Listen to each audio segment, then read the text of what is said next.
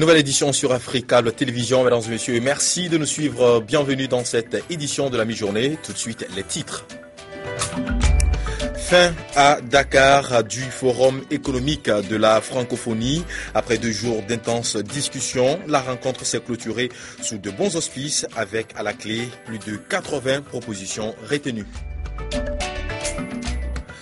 Près de 4 mois après le démarrage des frappes aériennes contre l'organisation État islamique, John Kerry réunit les ministres des Affaires étrangères de la coalition internationale à Bruxelles. Avec 1379 investisseurs participants, plus de 80 propositions ont été retenues. Le Forum économique de la francophonie a tenu toutes ses promesses selon les organisateurs. Il a été clôturé après 2 jours d'intenses échanges avec le Premier ministre sénégalais. Les organisateurs du sommet se doutaient bien que des propositions concrètes sortiraient de ce forum.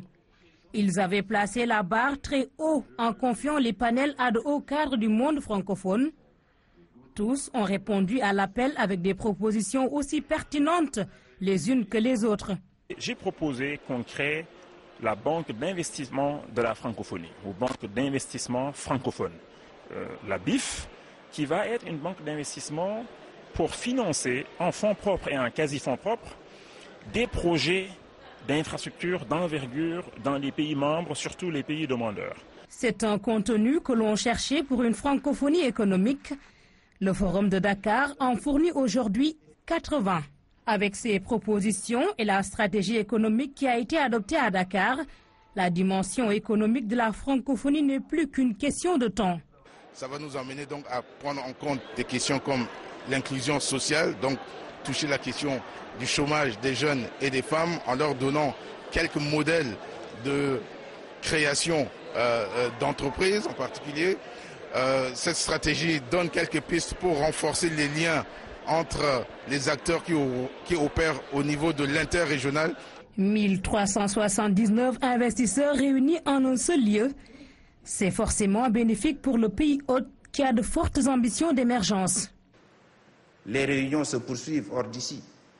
Depuis hier, personnellement, je ne connais pas le nombre de réunions bilatérales que j'ai eu à présider, y compris ce matin.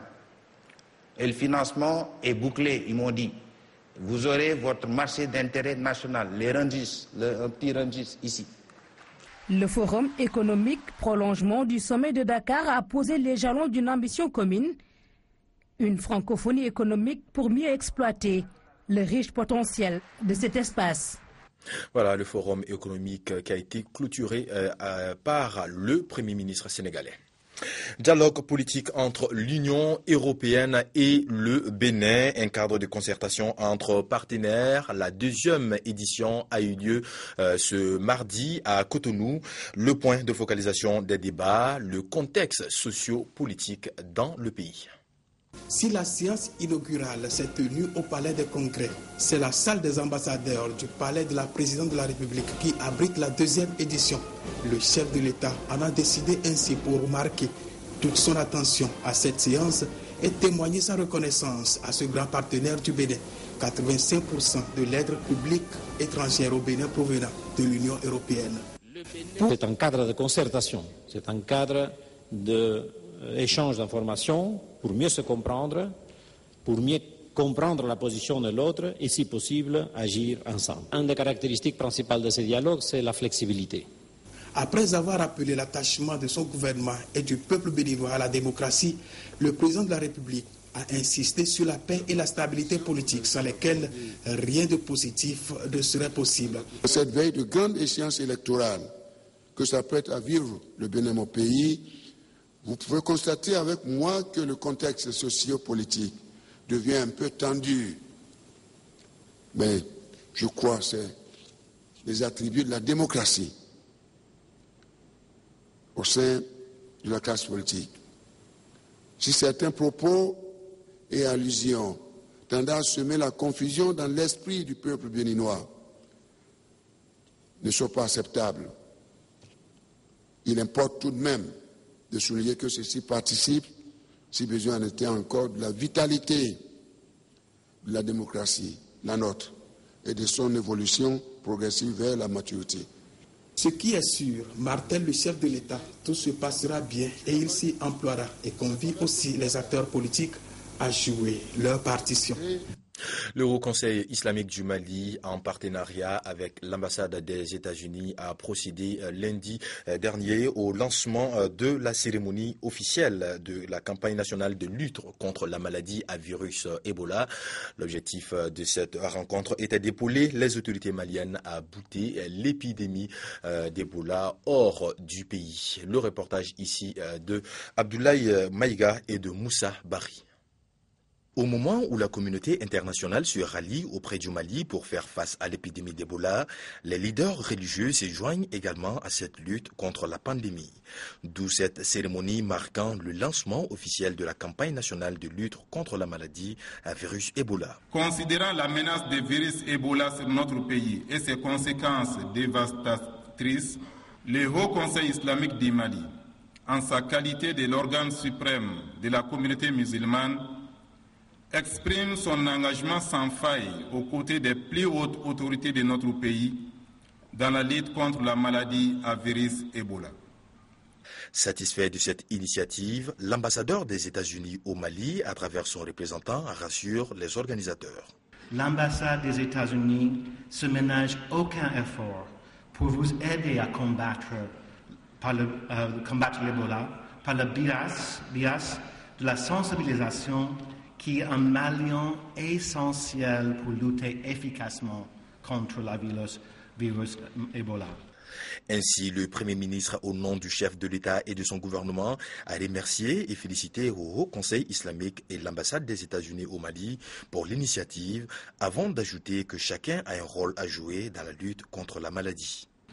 Aujourd'hui, si nous voulons faire en sorte que Ebola soit bouté en dehors du Mali, comme l'a très bien dit Abdelaziz, nous devons faire en sorte que tous les Maliens, les 15 millions de Maliens, fassent la cause de Ebola leur cause. Par la même occasion, le Haut Conseil islamique exprime son engagement sans faille auprès du gouvernement et invite les populations à observer les mesures préventives édictées par les autorités sanitaires tout en réitérant sa reconnaissance à la communauté internationale. La cérémonie a pris fin par des douaous. Santé toujours, cette fois-ci avec la peste qui a ressurgi à Madagascar depuis août dernier. 47 personnes ont succombé à cette maladie et à Antana, dans la capitale, un premier cas de décès vient d'être enregistré. Le quartier d'Ankasina, en quarantaine. Les voisins ont cadenassé la porte d'accès, terrorisés à l'idée d'être infectés par la peste qui a fait une victime ici il y a 10 jours. Nous voulons limiter la circulation des gens ici. C'est une mesure que nous avons prise pour nous protéger contre l'insécurité, mais surtout pour rester en bonne santé. C'est dans cette maison qu'est morte de la peste la jeune fille de 21 ans. La nouvelle a fait le tour du quartier. Tous les membres de sa famille ont été rejetés depuis par le voisinage et tous ont perdu leur travail. Nous sommes abattus moralement. Tout le monde nous fuit. Ils parlent de nous derrière notre dos. C'est dur pour nous. Les gens continuent à dire que nous avons la peste alors qu'il n'y a plus aucun malade dans notre famille. La peste a ressurgi en août à Madagascar. 47 personnes y ont déjà succombé, mais ce décès à Tana est le premier dans la capitale, en zone urbaine. Pour protéger la population, les autorités locales ont lancé une grande opération d'assainissement. Évacuation des ordures pour lutter en particulier contre les rats. Ces rongeurs, surveillés de près par les chercheurs, sont les principaux vecteurs de la maladie, de vrais réservoirs à puces et donc à peste. La puce va s'infecter sur le rat et ensuite, accidentellement, de temps en temps, la puce va sauter du rat à l'homme. C'est régulièrement le cas quand les rats meurent, qu'à proximité il y a un hôte qui est l'homme, la puce va passer avec la peste du rat à l'homme. Pour éradiquer la peste, il faut éliminer les puces. Problème, elles sont devenues résistantes aux insecticides connus. Le défi est donc d'élaborer une alternative, une nouvelle formule. En attendant, les scientifiques rappellent que la peste est curable, le traitement est même gratuit. Mais les malades doivent être soignés dès l'apparition des symptômes, forte fièvre et ganglions. Hors de nos frontières se tient aujourd'hui une réunion consacrée à la lutte contre l'organisation État islamique. Comment parvenir à affaiblir le groupe au-delà des frappes aériennes? C'est l'une des questions qui est discutée aujourd'hui par les ministres d'une soixantaine de pays qui participent à la coalition internationale menée par les États-Unis. 4 mois après le début des frappes, le rappel des faits en images. 8 août dernier, les États-Unis lancent de premières frappes contre l'organisation de l'État islamique en Irak. Depuis quelques semaines alors, ces djihadistes se sont emparés de vastes territoires en Syrie et en Irak, en chassant des populations chrétiennes et yézidis et en commettant des massacres. Le 11 septembre, le président Barack Obama explique sa stratégie à la télévision. Je veux que ce soit bien clair. Nous irons débusquer les terroristes qui menacent notre pays où qu'ils soient. Je n'hésiterai pas à mener des actions contre l'État islamique en Syrie comme en Irak.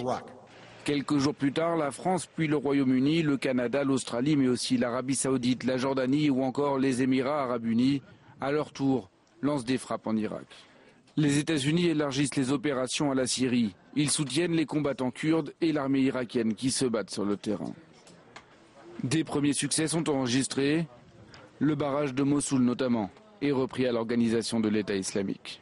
Les frappes américaines ont stoppé cette espèce de vague islamique, d'une part en détruisant le potentiel mobile de l'État islamique et d'autre part en redonnant de l'énergie, de la pugnacité aux troupes irakiennes.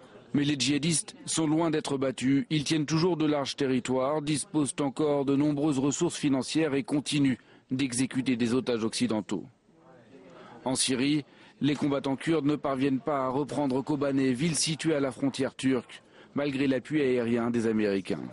Barack Obama a pourtant envoyé plus de 3000 conseillers militaires sur le terrain, mais certains experts estiment que cela ne suffit pas et qu'une intervention au sol est inéluctable, une solution que rejette l'ensemble des pays de la coalition.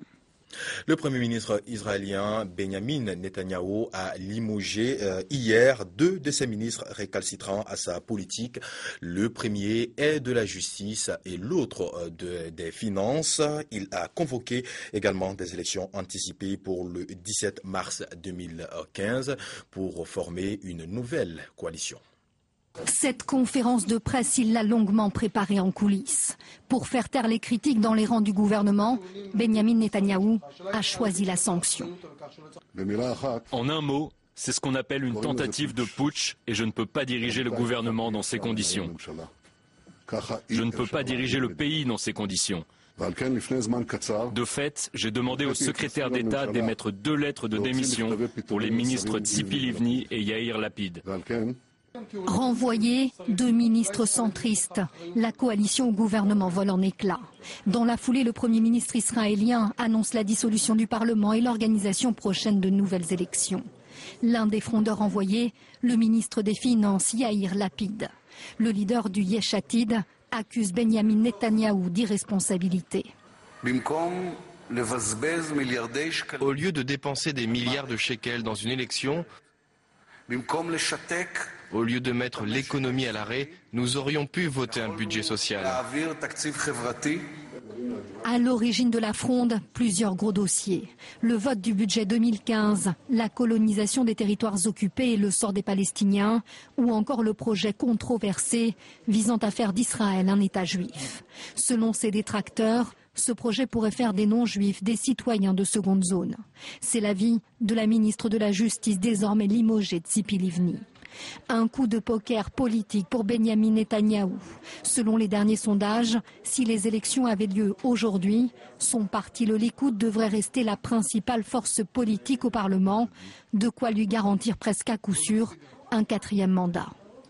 Et la page noire de cette édition, avant de nous séparer, les artistes maliens sont en deuil avec le décès dans la nuit de mardi à mercredi de la chanteuse et compositrice malienne Fantani Touré, auteur de plusieurs titres. L'artiste né en mai 1964 a eu une carrière brillante avec depuis à l'âge de 10 ans son premier prix de meilleure soliste et danseuse lors des biennales artistes et culturelles actuelle artistique et culturelle du Mali.